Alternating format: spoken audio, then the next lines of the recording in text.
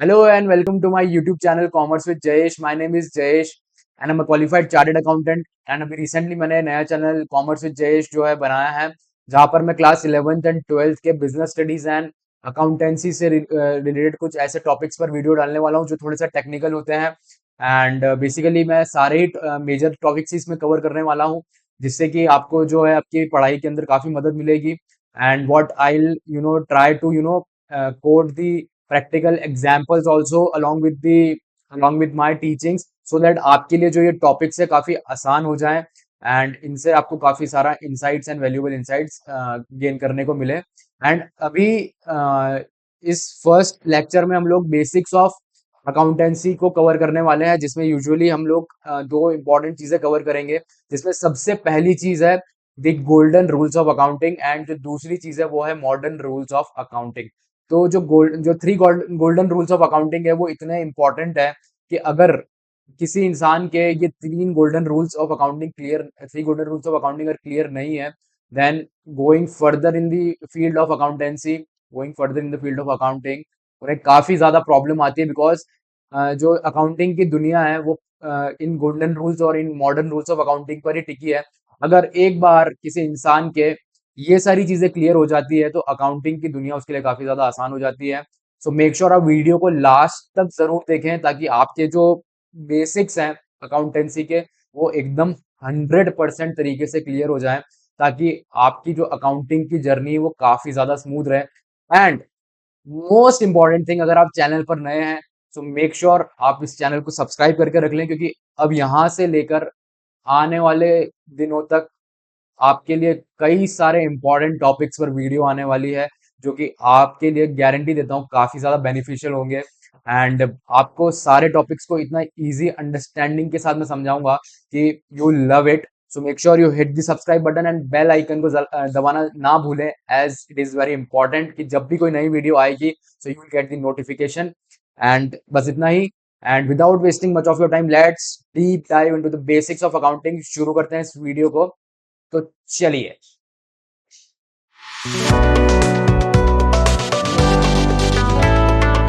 All right, so to begin with the basics of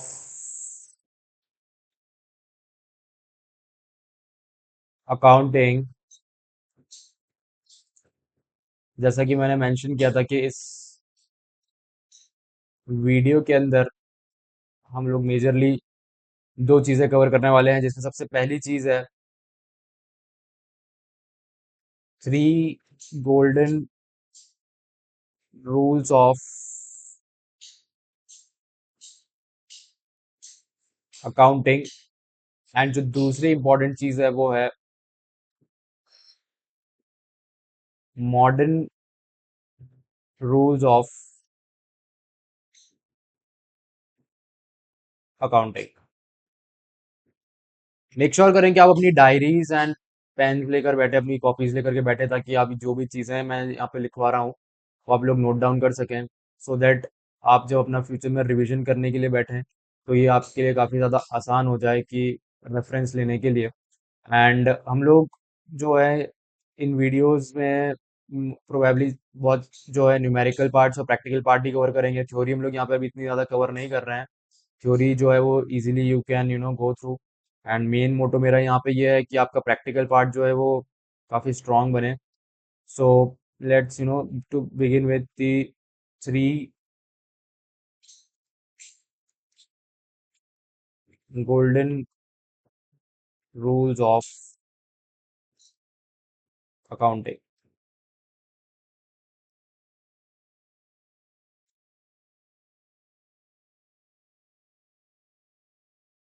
तीन golden rule की अगर हम बात करें तो इसके अंदर जो है स्पेसिफिकली तीन अकाउंट्स आते हैं, जिसमें सबसे पहला अकाउंट होता है वो होता है रियल अकाउंट। सेकंड अकाउंट होता है पर्सनल अकाउंट। एंड जो थर्ड होता है वो होता है नॉमिनल अकाउंट। अब ये तीन अकाउंट किन किन लोगों के या किन किन चीजों के बारे में बात करते हैं। हम उसको फर्दर बाइफरकेट करते हैं। तो रियल अकाउंट बात करता है असेट्स के बारे में, जो पर्सनल अकाउंट होता है वो बात करता है पीपल यानी लोगों के बारे में, एंड जो तीसरा होता है नॉमिनल अकाउंट, ये बात करता है expenses, losses, incomes and gains. तो हमने देखा कि तीन टाइप के अकाउंट होते हैं, real account, personal account and nominal account. क्या चीजें होती है? Real account, personal account and nominal account. Real account बात करता है एसेट्स के बारे में, पर्सनल अकाउंट बात करता है पीपल के बारे में, एंड नॉमिनल अकाउंट जो है बात करता है expenses, losses, incomes and gains. Understood? तो अभी यहाँ पे सबसे पहले अगर हम बात करें रियल अकाउंट की, जो कि बात करता है एसेट्स के बारे में, तो इस अकाउंट का जो रूल है वो बहुत ही ज्यादा इजी रूल है। एंड इस अकाउंट का रूल है वो है कि debit what comes in and credit what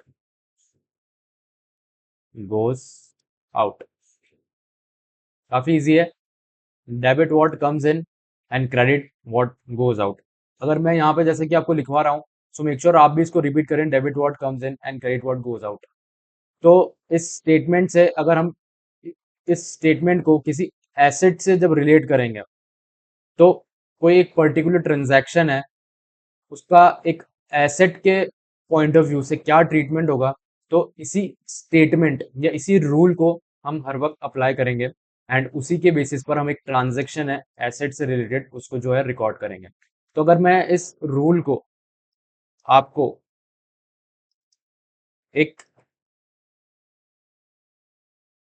example से अगर समझाने की कोशिश करूं, तो मान लीजिए एक कंपनी है जिसने एक फर्नीचर परचेज किया। So for example purchased furniture of rupees 50,000। तो फर्नीचर अगर एक एसेट है, तो इस एसेट को अपनी बुक्स में रिकॉर्ड करने के लिए मुझे ये जो रूल है रियल अकाउंट का, जो कि एसेट को बिलोंग करता है, उस रूल को इस ट्रांजैक्शन पे अप्लाई करना होगा, एंड उसके बेसिस पर अपनी जो है अकाउंटिंग करनी होगी। तो परचेज फर्नीचर ऑफ रुपीज 50,000, इसको और फर्दर मैं लिख देता हूं इन कैश। तो यहाँ पे अब दो एसेट्स हो गई, फर्नीचर जो कि एक फिक्स्ड एसेट है, एंड दूसरा कैश एक एसेट हो गई जो कि एक करंट एसेट। ऑलराइट? तो अगर मुझे ये बुक, अगर इसी रूल को अप्लाई करते हुए मुझे इस ट्रांजैक्शन को रिकॉर्ड करना हुआ, तो मैं फर्नीचर को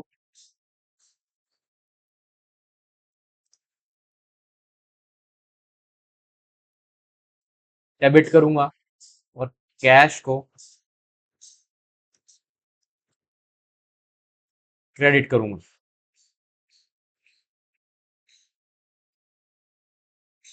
ट्रांजैक्शन इस तरीके से बुक्स के अंदर रिकॉर्ड होगा। क्यों? अगर मैं ये रूल अप्लाई कर रहा हूं कि डेबिट व्हाट कम्स इन, यानी मेरे पास, मेरी ऑर्गेनाइजेशन के पास क्या आया, तो वो आया फर्नीचर। ठीक है? मैंने एक कंपनी से फर्नीचर परचेज किया 50,000 के लिए, तो मैंने फर्नीचर को अपने फर्नीचर मेरी बुक्स के अंदर आया, मेरे ऑर्गेनाइजेशन में आया, तो इसीलिए फर्नीचर यहाँ डेबिट होगा। And credit what goes out, तो अगर मैं फर्नीचर ले रहा हूँ तो मैं उसके बदले क्या दे रहा हूँ? कैश दे रहा हूँ। और कैश जो है वो मेरी कैश मेरे बैंक से बाहर जा रहा है, या मैं कैश को फिजिकली दे रहा हूँ, तो what is going out is cash. तो इसीलिए यहाँ पे I will taking the rule, sorry, credit what goes up, तो cash is going out. Understood? Clear है? So first account is real account which belongs to the asset, and the rule states debit what comes in and credit what goes out। ये example है, इस example को आप note कर लीजिए। And ये जितनी भी सारी चीजें हैं इनको भी नोट कर लीजिए, ताकि जब भी आप अपना रिवीजन करने के लिए बैठेंगे तो आपको ये सारी चीजें ध्यान होनी चाहिए। ऑल राइट, ठीक है, अभी नेक्स्ट अकाउंट में मूव करते हैं, वो है personal account.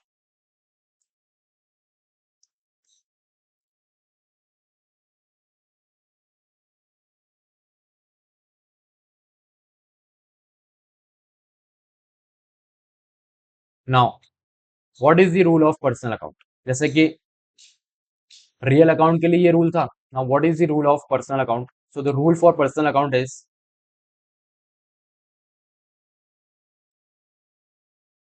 debit the receiver and credit the giver। Easy rule है, समझ आया? सिंपल है कि रिसीवर को डेबिट एंड गिवर को क्रेडिट। सुनने में आसान है, समझने में आसान है, बट जब रियल वर्ल्ड के अकाउंटिंग ट्रांजैक्शन हमारे सामने आते हैं तो यही रूल्स काफी ज्यादा टिपिकल लगते हैं, क्योंकि हमारे जो बेस जो हमारे फाउंडेशन है बेसिक्स को लेके वो क्लियर नहीं होती। बट डोंट वरी, एकदम अच्छे से समझेंगे एग्जाम्पल्स के साथ। तो आप भी एक बार रिपीट करें कि debit the receiver and credit the giver, ताकि आपको भी ये रूल जो है काफी अच्छे से क्लियर हो जाए। तो मान लीजिए मेरी एक कंपनी है, कंपनी एक्स। अभी कंपनी एक्स ने कोई माल खरीदा था, मान लीजिए कुछ गुड्स खरीदे थे फ्रॉम फ्रॉम वाई,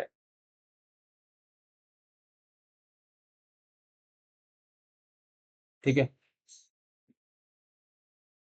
लेकिन ये जो माल था वो कंपनी ने उधारी पे खरीदा था वाई से।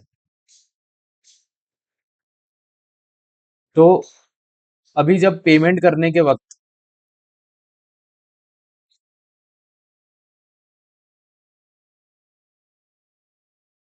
15 दिन बाद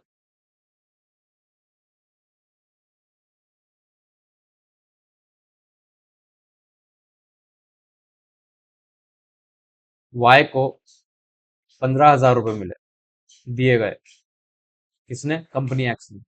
तो कंपनी एक्स अपनी बुक्स में वाई को डेबिट करेगी या क्रेडिट करेगी, based on the rule which is given about for the personal account. एक बार आप अपना दिमाग लगाइए कि वाई इस केस में वाई को डेबिट किया जाएगा या क्रेडिट किया जाएगा। रिसीवर को डेबिट एंड गिवर को क्रेडिट। तो if we have paid rupees 15,000 to Y, तो here Y is the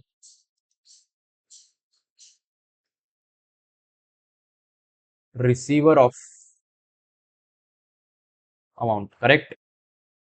Therefore debit y। Understood? अभी यहाँ पे हम लोग अकाउंटिंग एंट्रीज कैसे पास करी जाएगी उससे कंसर्न नहीं है. Don't look these things from the point of view of accounting entries. अभी हम लोग जो है वो हमारे गोल्डन रूल्स है उनको ब्रश अप ऑन कर रहे हैं, ताकि जितनी भी चीजें हैं वो हमारी जो बेसिक्स है वो क्लियर हो जाए. तो अभी अकाउंटिंग एंट्रीज पे हम लोग नहीं आए हैं. हम लोग कब किसको डेबिट करना है कब किसको क्रेडिट करना है वो सीख रहे हैं, तो उस पॉइंट ऑफ व्यू से देखेंगे. All right. आई होप ये एग्जाम्पल सभी को समझ आया होगा पर्सनल अकाउंट का. So what is the rule of personal account is debit the receiver and credit the giver. ठीक है. चलिए अभी नेक्स्ट अकाउंट है नॉमिनल अकाउंट, जो expenses losses incomes and gains को कवर करते हैं. एंड अभी हम उसके रूल पे जाते हैं. That is the rule of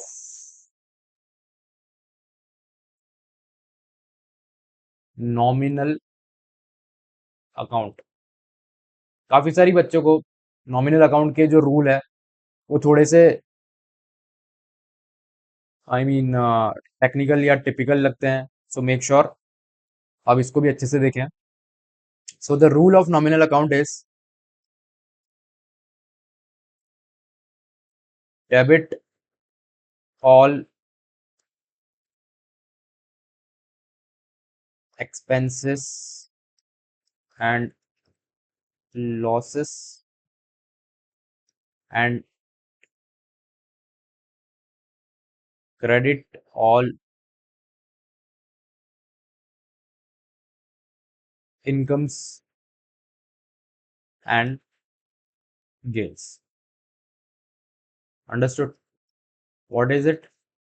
Debit all expenses and losses and credit all incomes and gains. As we always do, जल्दी से इसको एक एग्जाम्पल के इससे समझते हैं. पहली बात तो कि एक्सपेंसेस एंड लॉसेस और इनकम्स एंड गेन्स को जब हम बात करते हैं तो आपके दिमाग में क्या चीजें आती है कि एक बुक्स ऑफ अकाउंट्स में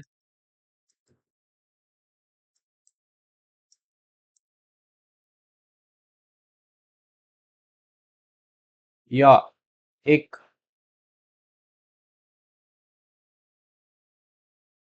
इकोनॉमिक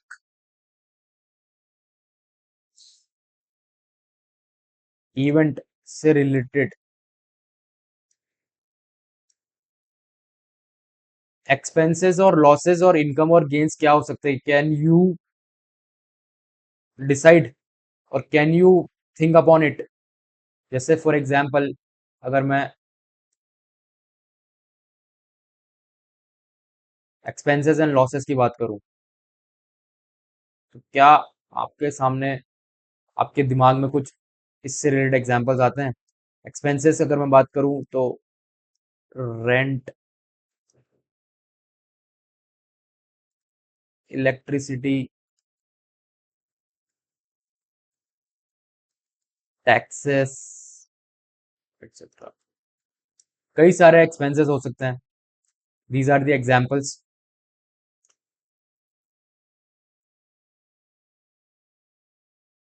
एक्सपेंसेस के अलावा लॉसेस भी हो सकते हैं. तो losses by loss by fire या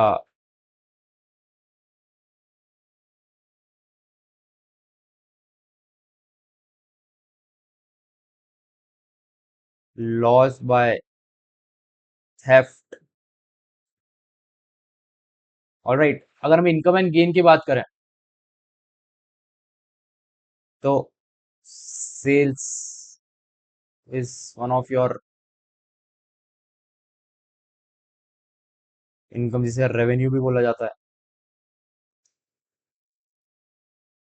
ठीक है. या interest income is one such another income etcetera, जो कि हो सकती है. या फिर long term gain on sale of shares. So these are some examples of expenses, losses, incomes and gains. तो अगर कुछ इस तरह के चीजें, इस तरीके के कुछ एक्सपेंसेस, लॉसेस, इनकम और गेन अगर आपके अगर आपको आइडेंटिफाई होते हैं जो कि मेजरेबल है, तो एक्सपेंसेस एंड लॉसेस को हम डेबिट करते हैं एंड इनकम्स एंड गेन्स को हम क्रेडिट करते हैं। चलिए अब इसको एक एग्जांपल से समझ लेते हैं। मान लीजिए कंपनी के under rental expense of rupees 15,000। तो as per the rules of accounting this rental expense will be debited. Understood. वहीं अगर कोई इनकम का एग्जांपल ले, earned interest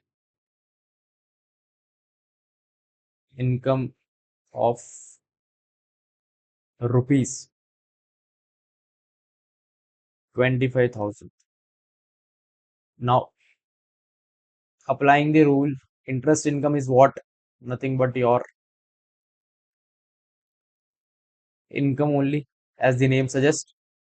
So this will be credited. Understood? यहाँ तक समझ आ रहा है सभी को? अगर किसी को डाउट है यहाँ तक, मेक श्योर आप कमेंट सेक्शन में इस डाउट को जरूर लिखें। I am here to help you out. कोई दिक्कत वाली बात नहीं है। कोई भी आपका एक छोटा सा भी डाउट है, डोंट हेजिटेट, बिना किसी सोच, बिना किसी विचार के आप अपने डाउट को प्लीज कमेंट सेक्शन में डालें। I will definitely try and help you out with the doubts.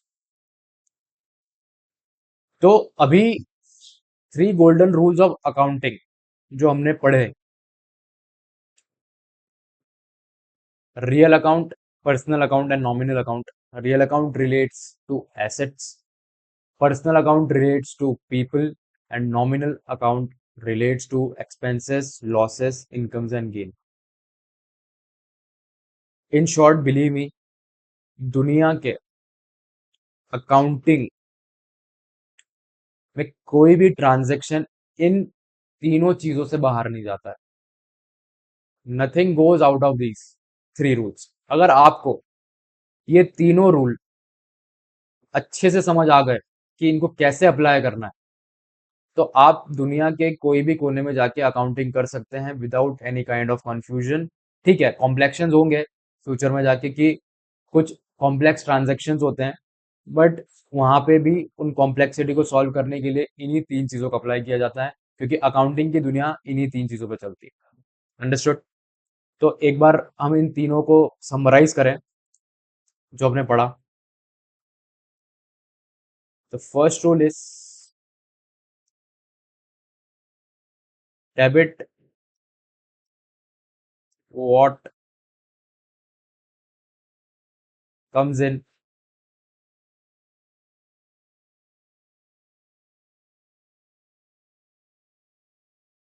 Credit what goes out. ठीक है, ये किससे रिलेट होता है? ये एसेट से रिलेट। सेकंड रूल जो है वो है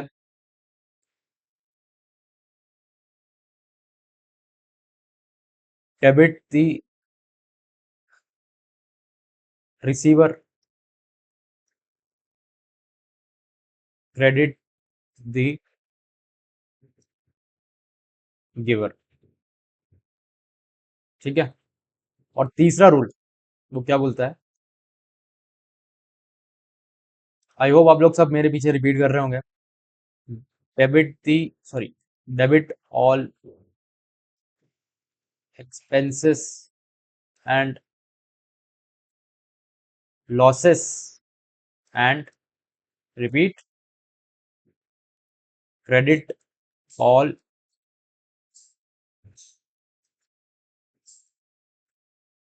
इनकम्स एंड गेन्स।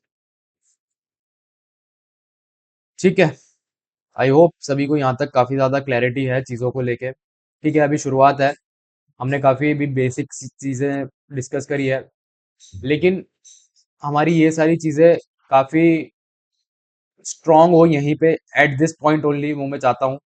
तो उसके लिए अब हम सारे, जिसमें क्या बोलते हैं, सारे रूल्स हमारे एकदम से ब्रश अप ऑन हो, उसके हम थोड़े एग्जाम्पल्स देख लेते हैं।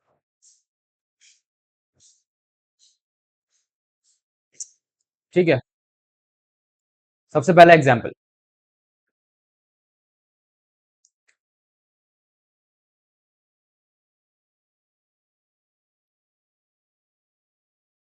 परचेस्ड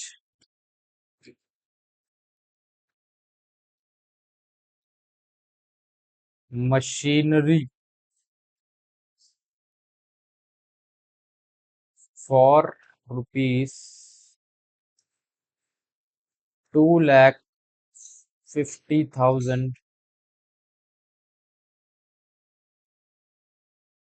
बाय, सॉरी, यहाँ पे हम इसको थोड़ा इनिशियली इजी रखेंगे, बाय पेइंग कैश। अभी हम कौन सा रूल लगाएंगे, एसेट वाला, real account.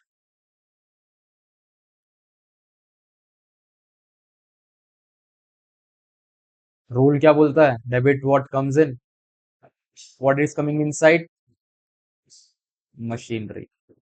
So what we will debit,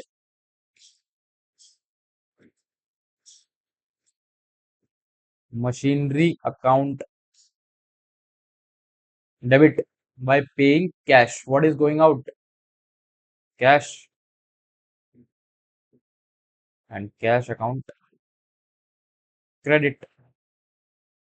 बहुत ही ज्यादा आसान है, जितना कॉम्प्लेक्स अगर आप एक ट्रांजेक्शन को सोचेंगे उतनी ज्यादा कॉम्प्लेक्स आपको चीजें लगेगी। ज्यादा दिमाग नहीं लगाना है, सिंपल एक ट्रांजेक्शन है आपके सामने, जल्दी से अपने अकाउंटिंग रूल्स की बुक को खोलना है, अप्लाई करना है, आपके दिमाग में आएगा कि हाँ ये हुआ, ये हुआ, what coming in, what's going out, दिमाग लगाया एंड एंट्री पास करी, that's it. It is very easy game, जितना आप कॉम्प्लेक्स इसको सोचेंगे उतना ज्यादा कॉम्प्लेक्स आपको लगेगा। Alright, let's move on to the next example. अभी हम इसमें थोड़ा और कॉम्प्लेक्स करते हैं। मान लीजिए मैंने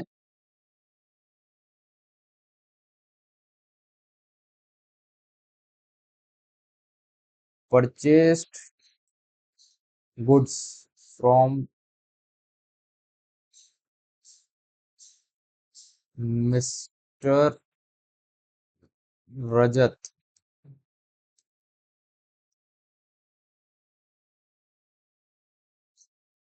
रुपीस 20,000। मान लीजिए मेरी बुक्स में मैंने पहले गुड्स परचेज किए थे रजत से,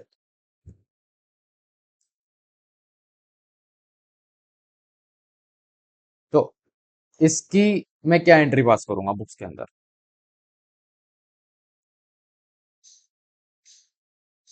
या फिर ये वाली एंट्री हम लोग nominal account, sorry, modern rules of accounting के बाद पढ़ेंगे। ठीक है, लेकिन अभी मेरे बुक्स में है रजत।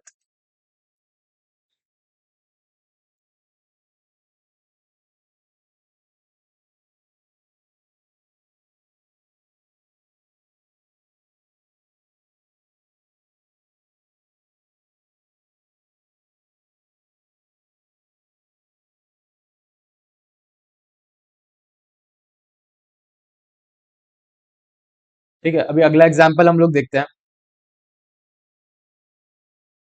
पेड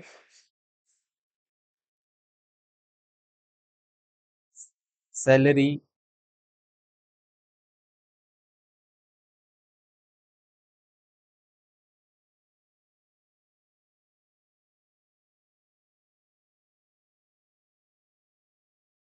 ऑलराइट, सो अभी हम नेक्स्ट एग्जांपल देखते हैं।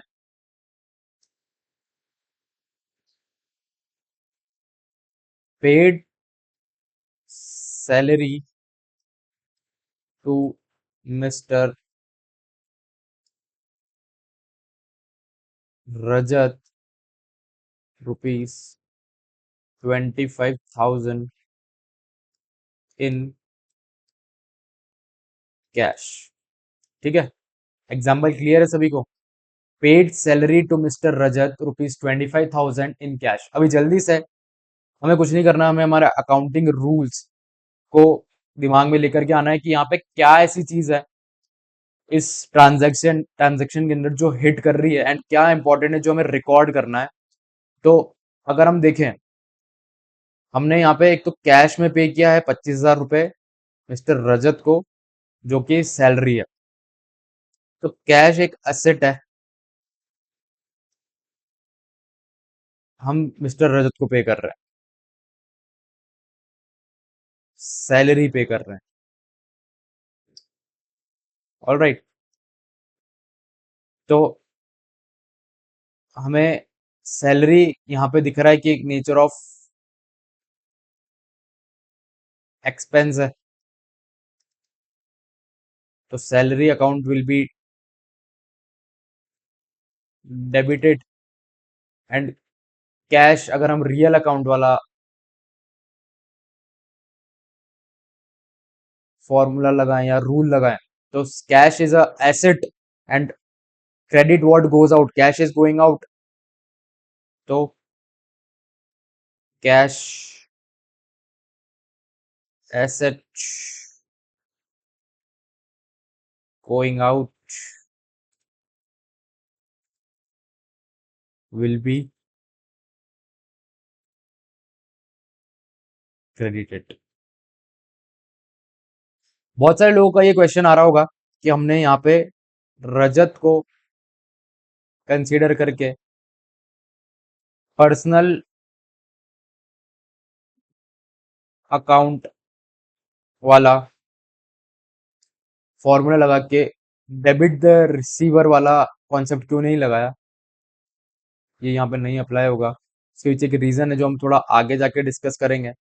तो इसीलिए अभी हम जल्दी से हमारे क्या बोलते हैं मॉडर्न रूल्स ऑफ अकाउंटिंग को डिस्कस कर लेते हैं, जिससे क्या है कि आपको काफी क्लैरिटी आएगी और भी चीजों को लेके। तो लेट्स मूव टुवर्ड्स 5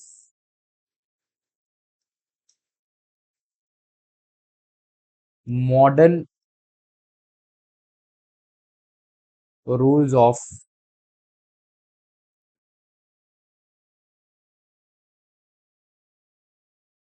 अकाउंटिंग। अगर 3 गोल्डन रूल्स ऑफ अकाउंटिंग में किसी को कोई भी डाउट है, please feel free to go into the comment section and post your doubt. I'll be very happy to help you out. All right, so चलिए अब जल्दी से 5 मॉडर्न रूल्स ऑफ अकाउंटिंग पे जंप अपॉन करते हैं। And okay, सो कुछ technical issue की वजह से हम लोगों ने वीडियो को रोका था, बट अभी ठीक है, आगे बढ़ते हैं। सो एज आई मेंशनड, हम लोग अभी 5 मॉडर्न रूल्स ऑफ अकाउंटिंग को जो है डिस्कस करने वाले हैं। And as the name suggest, इसमें टोटल 5 चीजें होने वाली है, जिसमें सबसे पहली चीज होगी आपकी एसेट्स, जो दूसरी चीज होगी आपकी वो होगी लाइबिलिटीज, थर्ड होगा आपका कैपिटल,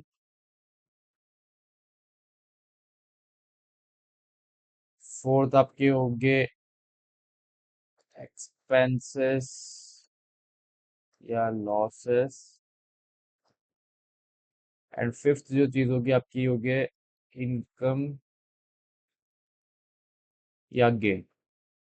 ओके, सो अभी हमने इसके पहले 3 गोल्डन रूल देखे। ओके, अभी उन्हीं गोल्डन रूल्स को जो करंटली मतलब कि इन इन मॉडर्न रूल्स में कन्वर्ट नहीं बोलूंगा, बट हाँ ये है कि और ब्रॉडर आउटलुक समझने के लिए और डीपर अंडरस्टैंडिंग लेने के लिए कि कैसे इन चीजों का ट्रीटमेंट होता है, कैसे इन रूल्स को समझ करके जो है अकाउंटिंग की जाती है, अकाउंटिंग एंट्रीज की जाती है, पोस्टिंग की जाती है, समराइजेशन किया जाता है, वो और इनहेंस कर दिया है इन मॉडर्न रूल्स की वजह से।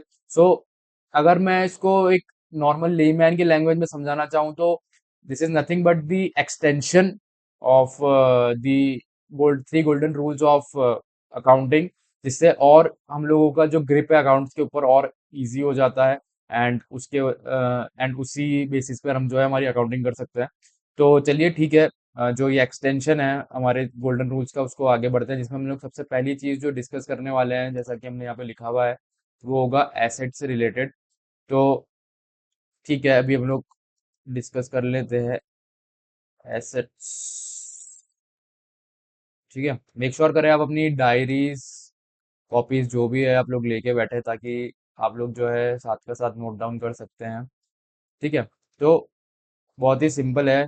आई I would like to suggest कि प्लीज आप अपना कंसंट्रेशन यहीं पे रखें तो बहुत ही ज्यादा इजी होगा।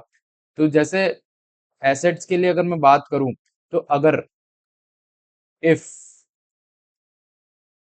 एसेट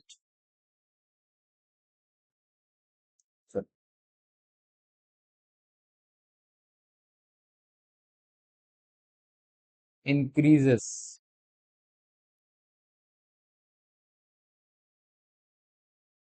अगर मेरे बुक्स में या अगर एसेट्स बढ़ते हैं तो वो डेबिट होगा। ठीक है, एंड इफ एसेट डिक्रीजेस तो वो क्रेडिट होगा। इजी है, बहुत ज्यादा कुछ भी नहीं है। एसेट्स है, अगर एसेट्स आपके बढ़ रहे हैं तो उसको हमें डेबिट करना होगा, और अगर आपके एसेट्स घट रहे हैं तो उसको आपको क्रेडिट करना होगा। As always we do, example से समझेंगे। अगर फर्नीचर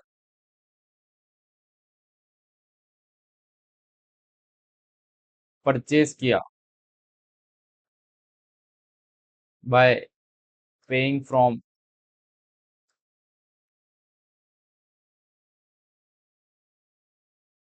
बैंक अकाउंट, यहाँ पे सबसे पहले तो आप आइडेंटिफाई करिए कि कितने एसेट्स है इस ट्रांजेक्शन के अंदर। फर्नीचर एक एसेट है, बैंक आपका एक एसेट है। Furniture is your fixed asset, bank is your current asset. ठीक है, तो फर्नीचर अगर अभी हमने परचेज किया तो हमारे पास क्या आया, what did we received, furniture. Furniture हमारा बढ़ा, पहले हमारे पास मान लीजिए 100 रुपए का फर्नीचर था, अभी हमने एक्स्ट्रा 50 रुपए का फर्नीचर खरीद लिया, तो हमारा 50 रुपए से फर्नीचर बढ़ा, यानी एसेट इंक्रीज। तो एसेट अगर इंक्रीज हुआ है तो इस फर्स्ट मॉडर्न रूल के हिसाब से इफ एसेट इंक्रीजेस तो दैट इज अ डेबिट। तो फर्नीचर को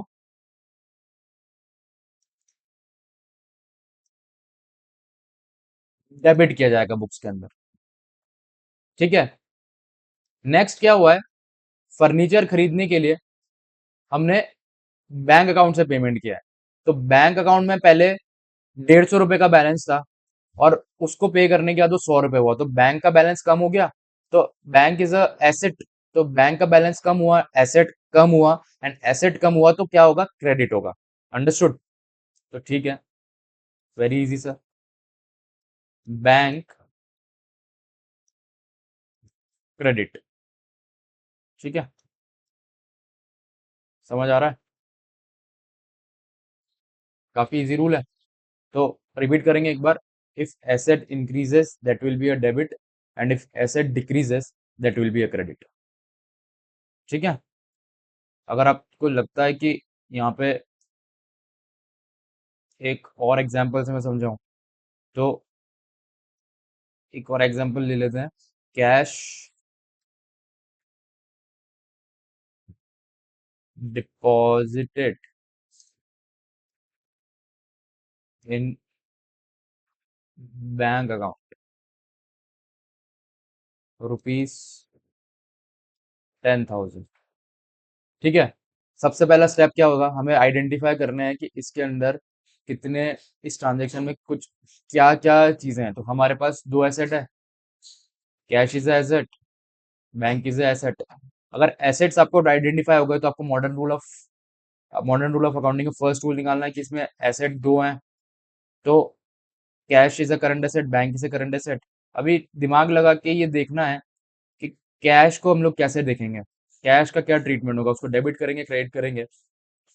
तो कैश हमने डिपॉजिट किया बैंक में, तो हमारे पास मान लीजिए मेरे पास 200 रुपए थे। 200 रुपए से मैं गया बैंक में, मैंने फॉर ठीक है चलिए मेरे पास 15,000 रुपए थे मान लीजिए। 15,000 में से मैंने 10,000 रुपए जो है वो जाके बैंक में डिपॉजिट कर दी। तो अगर 15,000 में से 10,000 मैंने बैंक में डिपॉजिट किए तो कैश मेरा कम हुआ, और कैश कम हुआ तो एसेट कम हुई। तो क्या होगा, कैश क्रेडिट। ऑलराइट। अभी मेरे पास बैंक में मान लीजिए 40,000 रुपए थे। अब वही 40,000 बढ़ गए क्योंकि मैंने वहां पे कैश जाके डिपॉजिट कर दिया 10,000 से। तो बैंक बढ़ा, यानी एसेट बढ़ा। तो एसेट बढ़ा, asset increase, so it will be a debit. Understood? समझ आ रहा है? कहीं पे भी कोई भी दिक्कत लगे, please feel free, as I always say, to you no post your doubt. अभी नेक्स्ट पे हम चलते हैं एंड डिस्कस करते हैं लाइबिलिटीज को। लाइबिलिटीज, ठीक है। जैसा भी हमने असेट के लिए पढ़ा, तो उसका ऑपोजिट ही लाइबिलिटीज के लिए होता है, ठीक है। यानी if liability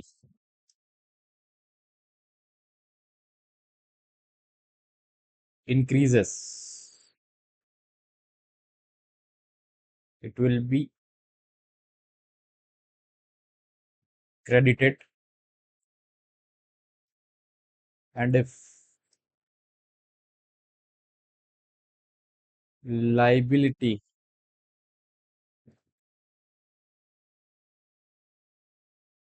decreases, it will be debited, ठीक है। असेट्स में हमने क्या पढ़ा था, असेट बढ़ती है डेबिट होगा, असेट घटती है क्रेडिट होगा। लेकिन यहाँ अगर लाइबिलिटी बढ़ती है तो वो क्रेडिट होता है, और अगर लाइबिलिटी कम होती है तो वो डेबिट होता है, ठीक है। यानी अगर आपको याद रखने में थोड़ी दिक्कत होती है तो आप इसको इस तरीके से भी समझ सकते हैं कि इसका एकदम ही ऑपोजिट होगा एसेट्स का, ठीक है। एग्जाम्पल से समझेंगे। हमारी बुक्स में मिस्टर रजत का बैलेंस 25,000 रुपये चल रहा है। रजत इज अवर क्रेडिटर। अगर क्रेडिटर है यानी कि हमारी ये लाइबिलिटी है।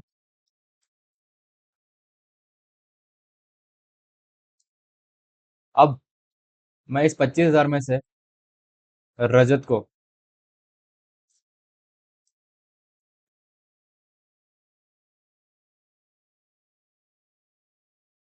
12,000 रुपये पे कर देता हूँ। तो यानी रजत हमारी बुक्स में क्रेडिटर था, वो हमारी लाइबिलिटी थी, ठीक है। अब मैं 12,000 रुपये पे कर दिया रजत को बाय बैंक।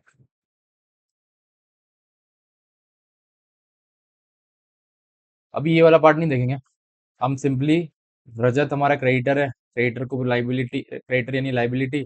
अब ये रजत को पे करी 12,000, तो हमारी लाइबिलिटी बढ़ेगी या लाइबिलिटी कम होगी, समझना। लाइबिलिटी कम होगी, ठीक है। क्यों? क्योंकि रजत हमारा क्रेडिटर था, क्रेडिटर को पैसा दिया, यानी हमारी जो लाइबिलिटी वो कम हुई। तो liability decreased, and if liability is decreased, what do? We debit, तो यानी रजत का अकाउंट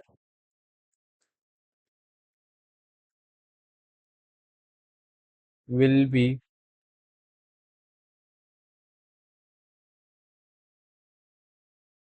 डेबिटेड। अंडरस्टूड है? समझ आ रहा है सभी को यहाँ तक? रजत का अकाउंट डेबिट किया जाएगा। क्यों? क्योंकि हमारी जो लायबिलिटी है वो डिक्रीज हुई। एक एग्जांपल और देख लें। Example number 2।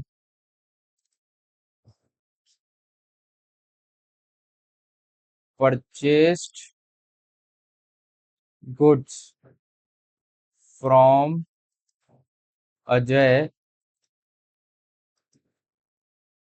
रुपीज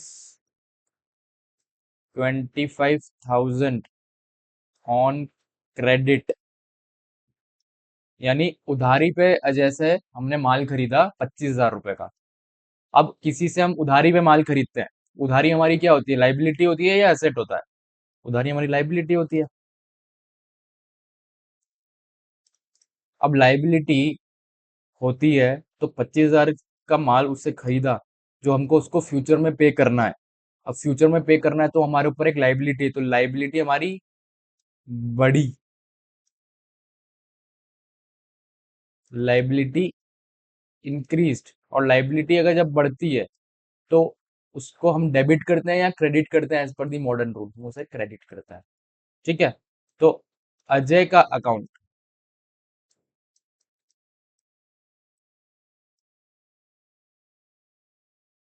क्रेडिट होगा। अंडरस्टूड? समझ आ रहा है यहां तक सभी को? Are you guys with me? चलिए, बहुत अच्छा है। ठीक है, तो ये रही लाइबिलिटी की बात। एसेट हमने कर लिया, लाइबिलिटी हमने कर लिया। अब हम बात करेंगे कैपिटल की। कैपिटल।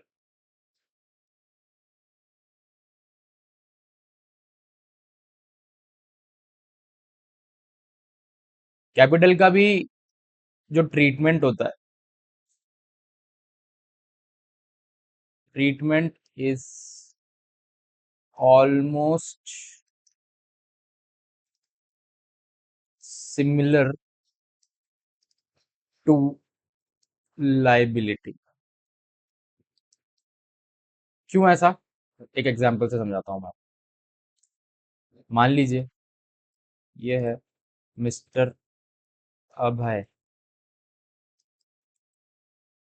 ठीक है? उनने एक कंपनी फॉर्म करी। क्या फॉर्म की? एक कंपनी जिसका नाम है आदित्य लिमिटेड। ठीक है?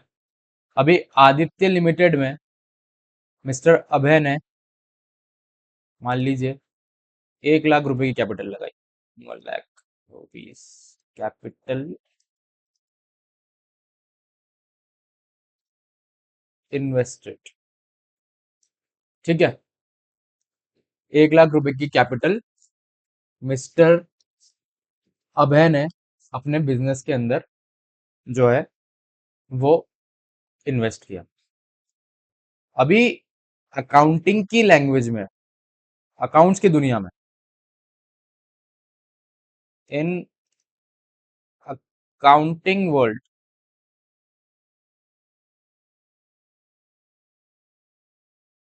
जो भी कैपिटल कंपनी का मालिक अपनी कंपनी में इन्वेस्ट करता है या डालता है, उसको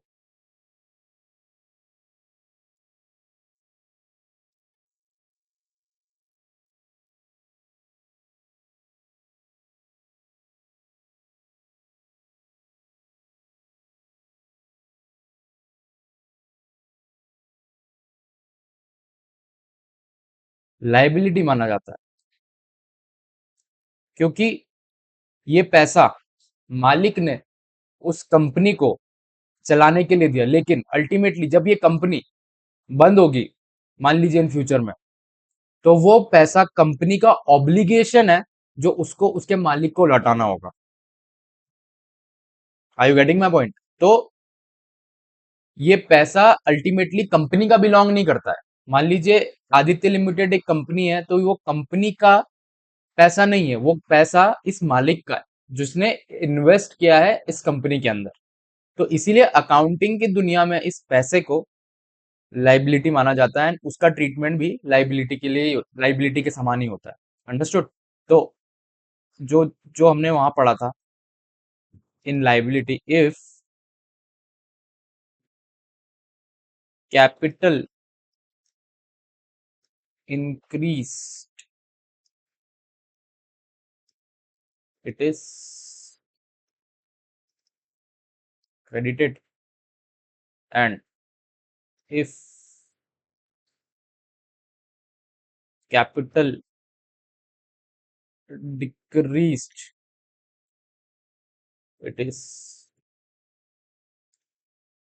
debited। है एकदम लाइबिलिटी की जैसे। लाइबिलिटी में भी हमने यही पढ़ा था, कैपिटल में भी हमने यही पढ़ा। Rule is one and the same, and आप उसके पीछे का लॉजिक मैं आपको समझा चुका हूँ। ठीक है, फटाफट से एग्जाम्पल की और मूव करते हैं बिना किसी टाइम वेस्ट को किए। मिस्टर अभय इन्वेस्टेड रुपीस, या ऐसा मान लीजिए, इसको ऐसा लिख देते हैं, इंट्रोड्यूस करके लिख देते हैं, introduced rupees 1 lakh in his business as। ठीक है, अकाउंटिंग एंट्री पे पास करने वाले पे नहीं जाएंगे, हमें सिर्फ ये देखना है कि यहाँ पे कंपनी की कैपिटल बढ़ी है या कंपनी की कैपिटल कम हुई है। तो अभय ने, मिस्टर अभय ने यहाँ पे कैपिटल इंट्रोड्यूस करी, तो कैपिटल यहाँ पे इंक्रीज हुई। और हमने क्या पढ़ा कि कैपिटल अगर इंक्रीज होगी तो हम उसे क्रेडिट करेंगे, credit. Understood? Any doubts? Okay. अभी मान लीजिए थोड़े समय बाद mister Abhay withdraws an amount of rupees 15,000 from his capital. थोड़े समय बाद मिस्टर अभय ने 15,000 रुपए अपनी कैपिटल से निकाले। अब कैपिटल से निकाले, तो कैपिटल से निकाले तो कैपिटल कम हुई या कैपिटल बढ़ी? वेरी ऑब्वियस, कैपिटल कम हुई। ठीक है, और अगर कैपिटल कम हुई तो रिपीट, डेबिट होगा या क्रेडिट? डेबिट। अंडरस्टूड? समझ आ रहा है? कंफ्यूज बिल्कुल भी नहीं होइएगा, बहुत ही आसान सी चीज है, आपको सब कुछ समझ आ रहा है, ऐसी मैं आशा करता हूँ। ठीक है, अभी हमने एसेट पढ़ लिया, हमने लाइबिलिटी पढ़ लिया, हमने कैपिटल पढ़ लिया। नेक्स्ट बारी आती है एक्सपेंसेस एंड लॉसेस की। सॉरी, एक्सपेंसेस या फिर लॉसेस।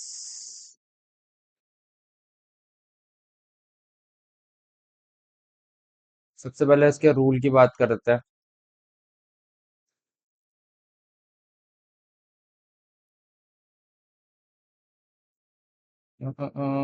दिक्कत, इसके रूल की बात करते हैं। इफ एक्सपेंस और loss increases,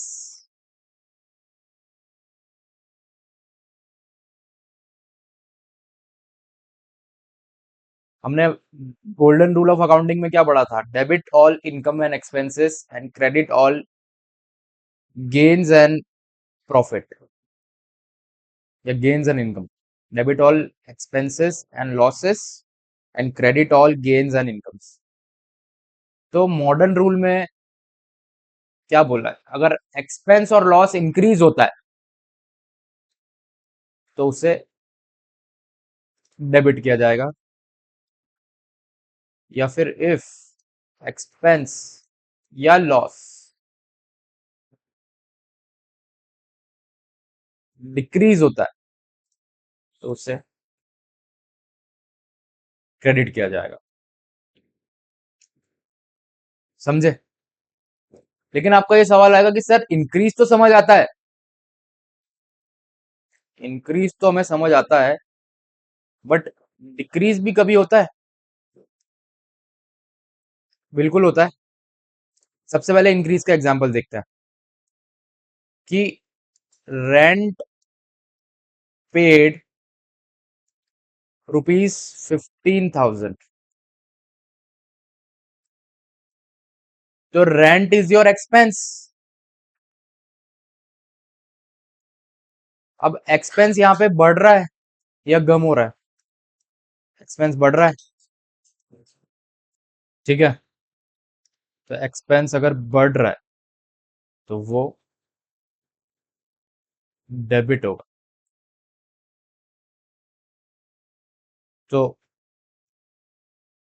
rent account will B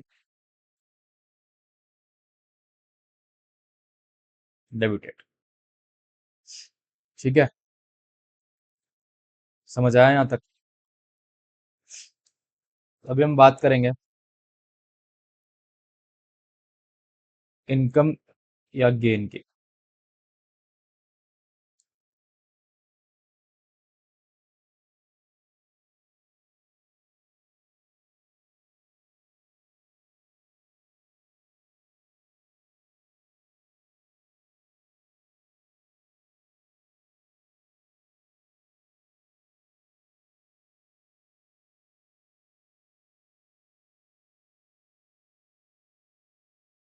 rule क्या है?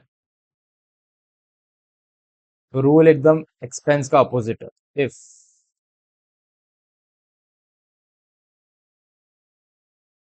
इनकम या गेन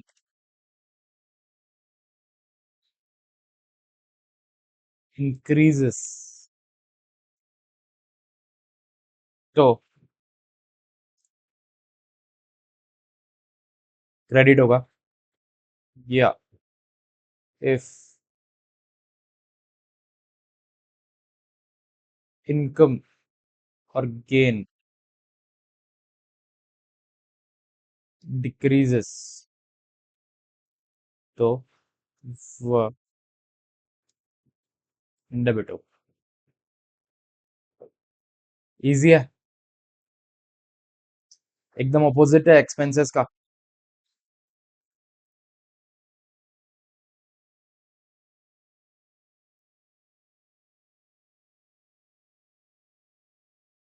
ठीक है, एग्जाम्पल से समझ ले।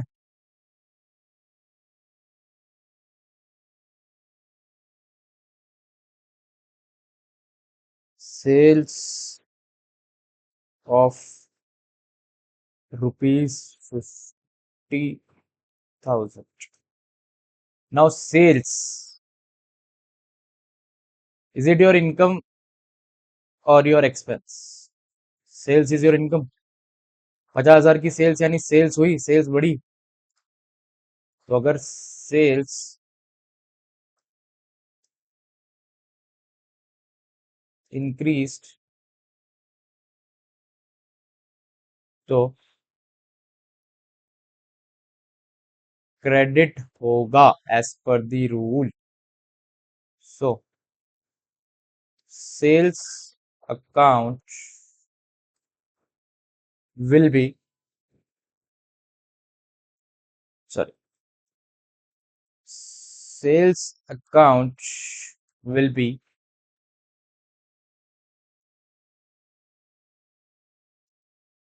credited. ठीक है। अभी आप सोच रहे होंगे कि क्या सेल्स डिक्रीज भी हो सकती है? तो जो ऊपर सेल्स हुई थी 50,000 की, उस 50,000 की सेल्स में से 15,000 की सेल्स रिटर्न हो गई। Sales return. तो जब यहाँ पे सेल्स हुई थी तो सेल बढ़ी, लेकिन जब सेल्स रिटर्न हुई तो सेल्स डिक्रीज। और अगर सेल जब डिक्रीज होती है तो as per this rule it will be a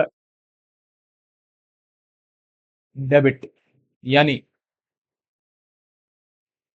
sales return account will B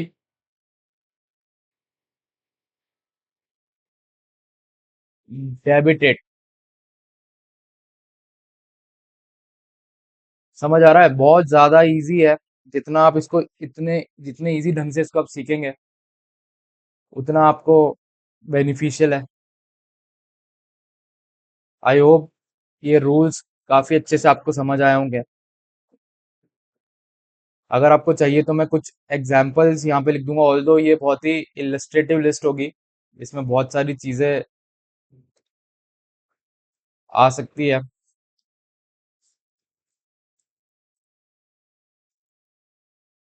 assets,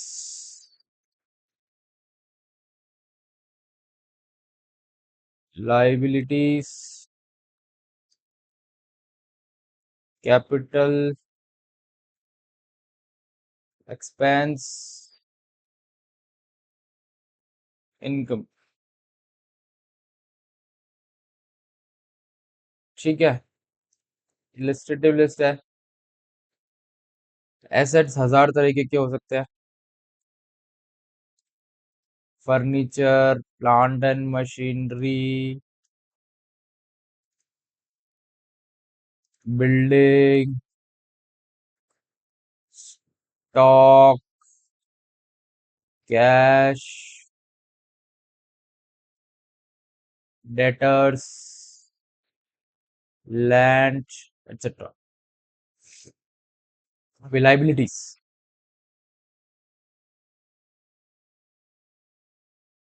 creditors, loans, bills payable, CC limit, although it is also kind of loan only, etc. Capital is nothing but your capital only, capital of owners. इसके भी अलग अलग type हो सकते हैं, share capital, preference capital, यहाँ पे आप डिबेंचर भी डाल सकते हैं। अभी expenses, rent, salary, electricity,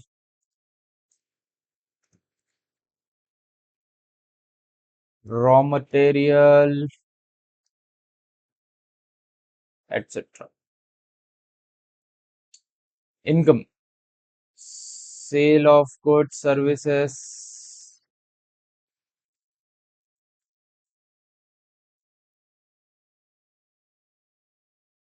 interest income,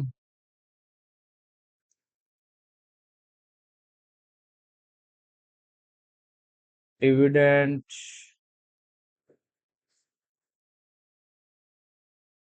etc. ठीक है। आई होप ये रूल सभी को बहुत अच्छे से क्लियर है। मेक श्योर करें आप इन रूल्स को जितना ज्यादा थॉरोली रिवाइज करें। जब तक आपको इन रूल्स के ऊपर कमांड नहीं आ जाता,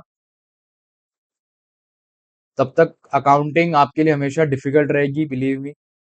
अगर आप इन रूल्स को स्ट्रॉन्ग किए बिना अगर आगे बढ़ जाते हैं, तो बिलीव मी, फिर आप कुछ भी कोई सा भी चैप्टर उठा लीजिए, आपको हमेशा दिक्कत है, क्योंकि दीज आर दी बेसिक्स। ये बेस है अकाउंट्स का। ये क्लियर है तो सब कुछ क्लियर है। चलिए अब हम एक टेबल बना लेते हैं हमारी। Table of 5 modern rules of accounting. ये टेबल में आपको बहुत ही आसानी हो जाएगी चीजें समझने के लिए, कि कब कोई चीज बढ़ती है तो डेबिट होगा, या कब कोई चीज क्रेडिट होती है तो क्या होगा। ठीक है।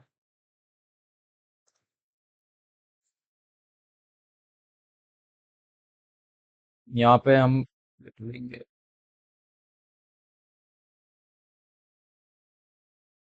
पर्टिकुलर्स।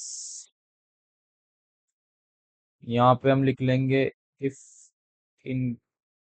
इंक्रीजेस, और यहाँ पे हम लिख लेंगे what if decreases.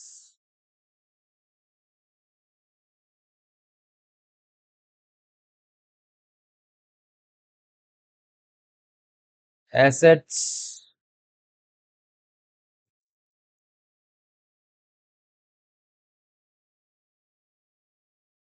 Liabilities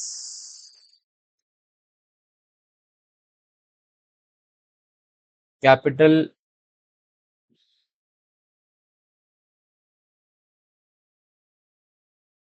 expenses या loss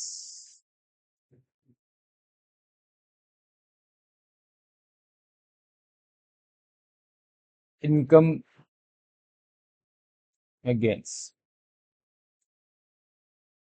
now it's your turn कि आप भी ये टेबल को मुझसे पहले कंप्लीट कर लें, ताकि आपका काफी अच्छा रिवीजन होगा। एसेट इंक्रीज हुआ, डेबिट। एसेट डिक्रीज हुआ, क्रेडिट। लाइबिलिटी इंक्रीज हुई, क्रेडिट। लाइबिलिटी डिक्रीज हुई, डेबिट। कैपिटल का मैंने बताया था कि it's almost similar to the liabilities. So capital बढ़ी तो क्रेडिट, लाइबिलिटी घटी तो डेबिट, एक्सपेंसेस बढ़े तो डेबिट, एक्सपेंसेस कम हुए क्रेडिट, इनकम बढ़ी क्रेडिट, और इनकम कम हुई तो डेबिट।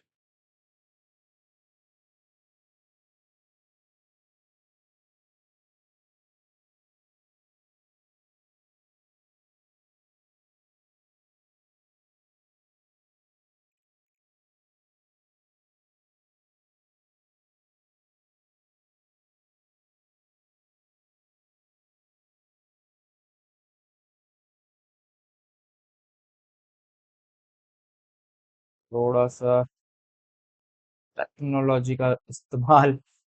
ठीक है। आई होप सभी को क्लियर है। Asset, liabilities, capital, expenses and losses and income and gains. Asset का एकदम अपोजिट है लाइबिलिटीज। लाइबिलिटीज एंड कैपिटल एकदम same. Expenses and income, income एकदम अपोजिट है एक्सपेंसेस के। वाइस एंड वर्सा। बहुत ही ज्यादा इजी चीजें हैं। जितना इजी आप इसको रखेंगे, उतना आपके लिए ये बेनिफिशियल होगा।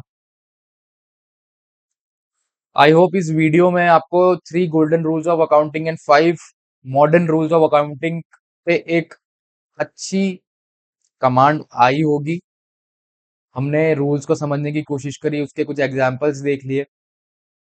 अभी नेक्स्ट वीडियो में हम लोग क्या है कि ये जो भी हमने पढ़ा है उन सभी चीजों का एक ओवरव्यू लेंगे थ्रू डिफरेंट एग्जाम्पल्स। अभी हमने जो है एंट्रीज देखी नहीं है, कंपाउंड एंट्रीज कैसे होती है, जहाँ पे ये मान लीजिए कहीं पे एसेट बढ़ी और कहीं पे लाइबिलिटी बढ़ गई,